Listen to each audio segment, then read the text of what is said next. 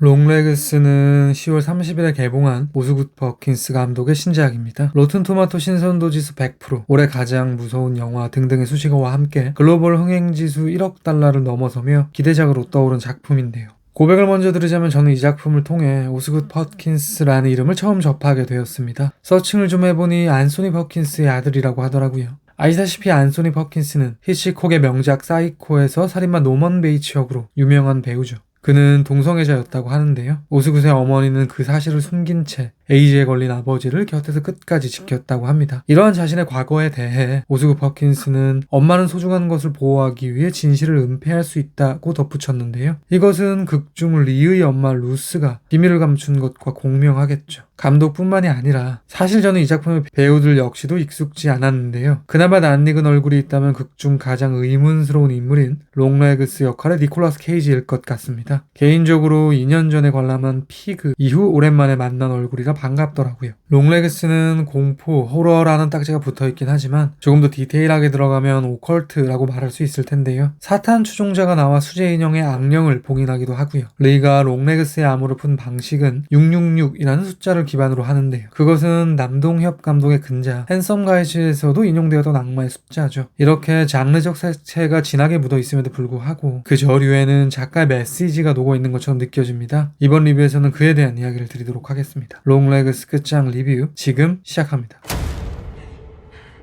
Is it scary being an FBI agent?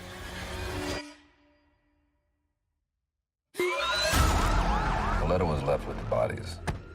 저에게 롱레그스에서 가장 인상 깊었던 부분은 이미지와 사운드였는데요. 이렇게 말할 수 있을 것 같습니다. 이미지와 사운드에 답이 있다. 먼저 이미지. 특히 흥미로운 이미지는 16mm 아카데미 화면 비율로 표현되는 사각형 형태의 프레임일 것입니다. 오프닝의 어린 리 하커와 롱레그스의 첫 만남 장면부터 그런 방식이 사용되죠. 저에게 이 프레임은 악령이 깃든 인형의 시점 쇼트처럼 보이기도 하고요. 리가 촬영하는 폴라로이드 사진의 레이아웃처럼 느껴지기도 하는데요. 아무튼 저는 영화 속 이 사각 이미지를 좇는 것이 답으로 향하는 궤적이라고 여기는 것입니다. 예를 들면 FBI에서는 리에게 특별한 능력이 있다는 것을 눈치채고는 테스트를 진행하는데요. 스크린에 나타나는 이미지를 보고 생각나는 단어를 말하라는 것이었습니다. 이때 영사되는 사진의 프레임도 오프닝과 동일한 사각형 형태죠. 그러니까 이미지를 보고 답을 내는 문답이 진행되는 것입니다. 이뿐만 아니라 리는 문득문득 잊힌 기억 혹은 롱레그스에 의해 과거에 발생한 살인을 떠올리기 시작하는데요. 이 역시도 동일하게 16mm 아카데미 프레임으로 묘사됩니다. 대표적으로 9살 때 롱레그스를 만났던 사건이나 캐리앤 카메라의 부모에게 발생한 끔찍한 살해 현장이 되겠죠. 아무튼 이 기억들은 범인을 특정할 수 있는 단서가 되었는데요. 말인즉슨 이미지가 답을 찾는 도구로 동작하는 것입니다. 어린 리가 과거에 찍은 사진을 이용해 용의자 롱레그스를 체포했다는 지점도 마찬가지일 것 같고요. 조금 더 파보면요. 이미지는 다음과 같이 답을 은유하기도 하는데요. 그것은 TV란 소재를 경유해서 말씀드릴 수 있을 것 같습니다. 생일을 맞아 집에 찾아간 리는 엄마 루스로부터 광신도적인 교리를 듣게 되죠. 이때 외화면의 TV에서는 어떤 종교 지도자가 강렬하게 설교를 하는 영상이 송출되고 있습니다. TV 역시 사각 형태의 이미지일 텐데요. 그러니까 저에게 이 장면 속 TV의 이미지는 사탄 추종자에게 컨트롤되고 있는 루스의 현 상태에 대한 언질처럼 보이는 것이죠. 이런 장면도 있습니다. 요원들은 TV 화면을 통해 체포한 롱레그스의 신문 장면을 함께 보는데요. 카터는 리와 브라우닝만 남으라고 한 뒤에 리의 상황과 결부된 FBI의 찝찝한 입장에 대한 이야기를 합니다. 이때 앉아있는 카터의 뒤쪽 머리 위 부분에 TV에서는 롱레그스의 얼굴이 계속 송출되고 있죠. 후에 결국 카터도 롱레그스의 피해자가 되는데요. 그런 관점에서 TV라는 사각 네모의 이미지는 롱레그스가 카터를 조종하고 있다라는 답처럼 느껴지기도 하는 것이죠. 다음은 사운드에 대한 이야기를 드리도록 하겠습니다. 앞서 선언했듯 저에게 롱레그스의 소리 역시 이미지처럼 답을 찾아가는 길처럼 추측되는데요. 영화 초반 리는 동료와 함께 연쇄살인마를 색출하러 출동하죠. 그녀는 어떤 기이한 소리에 홀려 범인이 있는 집을 특정합니다. 사운드가 답을 알려준 것이죠. 이런 류의 장면은 많습니다.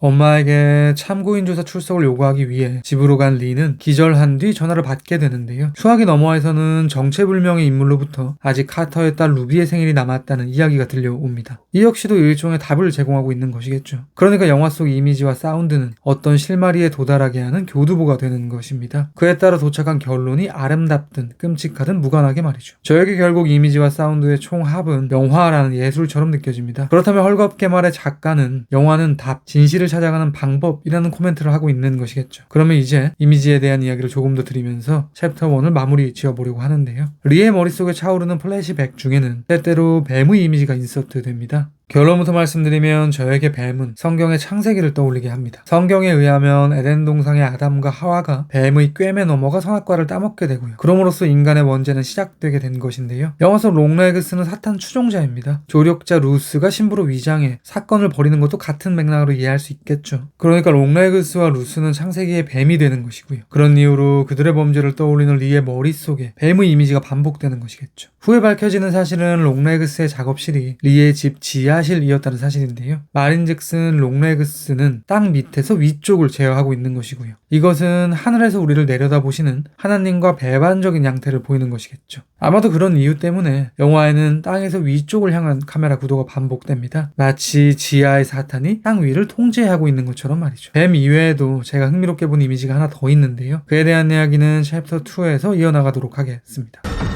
But you didn't. Put the gun down! And now that is led to all of this. 이미지에 대한 이야기를 조금 더 드려보겠습니다. 저에게 롱레그스 속 이미지 중 또 한 가지 눈에 가는 부분은 바로 전 미 대통령 클린턴의 초상화입니다. FBI 사무실 카터 자리의 뒤쪽 위 부분에 클린턴의 초상화가 걸려 있고요. 영화는 그것을 강조라도 하려는 듯 여러 번 비춰주죠. 아마도 90년대가 배경이니 당시의 최고 통수권자의 사진이 국가기관에 놓여 있는 것일 텐데요. 영화의 시대적 배경을 전달하는 목적도 있을 것이고요. 그럼에도 불구하고 저는 다소 음모론적으로 접근해 보았습니다. 사실 영화에는 이와 동일한 위상이 다른 방식으로 존재합니다. 앞서 인용했던 신문실을 비추는 TV 속 롱레그스의 화면, 그리고 그 앞에 앉아있는 카터. 롱레그스와 클린턴 모두 카터의 뒤쪽 위에 놓여 있습니다. 그러니까 무리하게 일반화를 해본다면 롱레그스는 클린턴이 되는 것이고요. 둘 모두 제야에서 전체를 통제하는 사람이라는 그림자가 씌이게 되는 것입니다. 이뿐만 아니라 롱레그스의 본진인 리의 집은 새하얗습니다. 오프닝에서 묘사되는 어린 시절 그녀의 집은 심지어 눈으로 쌓여 더더욱 하얗게 표현되는데요. 클린턴을 경유해서 생각해본다면 저는 백악관이 떠오르더라고요. 또한 희멀건 화장을 한 롱레그스가 극단적인 백인에 대한 상징으로 보인다는 점, 그의 마지막 희생양이 흑인 가족이라는 점 등을 보면 어쩌면 작가 오스굿 퍼킨스는 이 영화를 통해 정치적 혹은 사회적 코멘트를 하고 있을지도 모르겠구나라는 생각이 들기도 하더라고요. 그럼 이제 리뷰의 마지막으로 제목에 대한 저의 견해를 말씀드리도록 하겠습니다. 저는 롱레그스라는 제목이 좀 특이하다고 생각했습니다. 영화에는 살인마가 남긴 메시지에 롱레그스라는 단어가 있다 정도의 설정 말고는 별다른 설명이 없는 것 같거든요. 이리저리 서칭을 좀 해보니 데디 롱레그스라는 어구가 키다리 아저씨라는 뜻이 있다고 하더라고요. 저는 롱레그스가 여기서 왔다고 생각합니다. 그런 관점에서 롱레그스는 우리 집에 찾아온 비틀린 형태의 키다리 아저씨쯤 되는 것입니다. 실제로 영화의 오프닝에 묘사되는 롱레그스는 사각 프레임을 넘어 있음으로써 얼굴이 노출되지 않죠. 본인이 숙이기 전까지는 말이죠. 긴 다리에 대한 직관적 표현이겠죠. 조금 더 파보면요. 저는 데디 롱레그스에서 데디라는 단어에도 좀 집중을 해봤는데요. 사실 리 역시 14일에 태어났기에 같은 비극을 겪어야 할 것입니다. 그런데 영화에는 참극의 시발점이 되는 아버지에 대한 어떤 코멘트도 없죠. 이렇게 말할 수 있을 것 같습니다. 저에게 롱레그스는 리의 비유적 아버지처럼 느껴집니다. 그러니까 리는 아빠 롱레그스와 엄마 루스를 부모로 두고 있는 것이죠. 그런 관점에서 보면요. 롱레그스는 나쁜 아빠로부터 비롯된 비틀린 형태의 가족을 파괴하는 영화처럼 느껴지기도 하는데요. 다소 극단적으로 표현해보면요. 저에게 이 작품은 90년대 미국을 나쁜 아버지가 통제하는 가정의 총합점으로 여기고 있는 것 같고요. 자식이 부모를 살해함으로써 그 가정을 무화시키고 있는 것처럼 보이기도 하는 것입니다. 실제로 영화에서 집이라는 공간은 상당히 공포스럽게 묘사되고 있습니다. 홀로 있는 리의 집으로 정체불명의 무엇인가가 난입하는 장면이 대표적인 예가 될 수 있겠죠. 텅 빈 채 있는 깊숙한 공간을 지속적으로 보여주는 면면도 그럴 것이고요. 이런 관점으로 조금 더 들어가 보면요. 이상하게 들리실 수도 있는데요. 저에게 카터와 브라우닝 역시 리의 비유적 부모처럼 보이기도 합니다. 브라우닝은 카터의 부하 직원이니 카터의 지시에 따라 움직인다고 볼 수 있겠죠.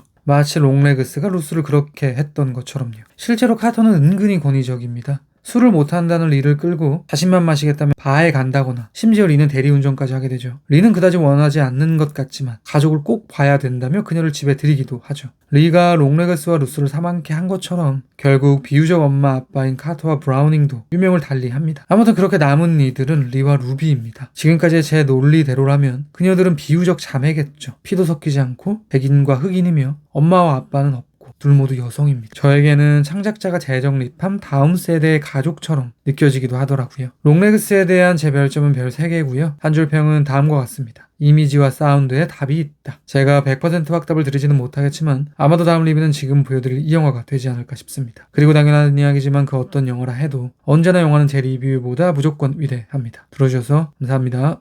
What do you do to get all this? I'm a really big drug dealer. Oh, really?